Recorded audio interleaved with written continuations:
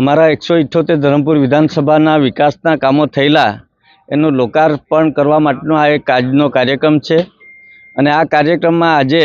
અમે સવારે જે વીરવલ ખાતે પ્રાથમિક શાળાના નવા મકાનનું લોકાર્પણ જે 80 લાખના ખર્ચે તૈયાર થયેલ છે, સાથે બીજું એક પ્રાથમિક આરોગ્ય કેન્દ્ર 13 ગામની સુવિધા માટેનું નાની ઢોલડુંગિયા ખાતેનું જે મકાન જે આધુનિક અત્યારે નવી ટેકનોલોજી પ્રમાણે બન્યું છે એ મકાન 140 કરોડના ખર્ચે તૈયાર થયું છે। સાથે આજે બીજું અત્યારે કરંજવેરી ખાતે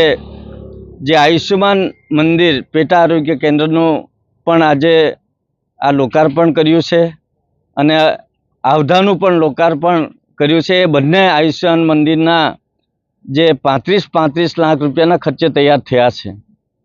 આ બધા વિકાસના કામો જે ગુજરાત અને દેશના અત્યારે ડબલ એન્જિનની સરકારમાં આપણા યશસ્વી વડાપ્રધાન નરેન્દ્રભાઈ મોદી સાહેબના વિકસિત ભારત 2047ના સંકલ્પ સાથે આગળ વધી રહ્યા છે। એમાં જે અનેક કામો વિકાસના થયા છે અને મોટી સંખ્યામાં લોકોને સંતોષ પણ થયો છે અને આ કાર્યક્રમ થકી આજે અમારા આ વિસ્તારમાં જે અમારા જે આદિવાસી બંધુઓ છે એ આ આરોગ્યની સુવિધા તો ખરી, શિક્ષણની સુવિધા ખરી, એ સિવાય પણ રસ્તાની કનેક્ટિવિટી, પાણીની સુવિધા કે સિંચાઈની સુવિધા કે આયુષ્યમાન કાર્ડ કે કાચા ઘરથી પાકા ઘર, બીજા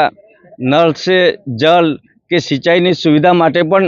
અત્યારે મોટા ચેકડેમો કે અત્યારના નવા બજેટમાં પણ જે મધુબનથી સિંચાઈના પાણી માટે 1340 કરોડની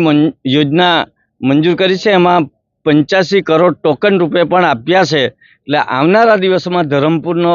સર્વાંગી વિકાસ થાય એ માટે રાજ્ય સરકાર સંકલ્પબદ્ધ છે।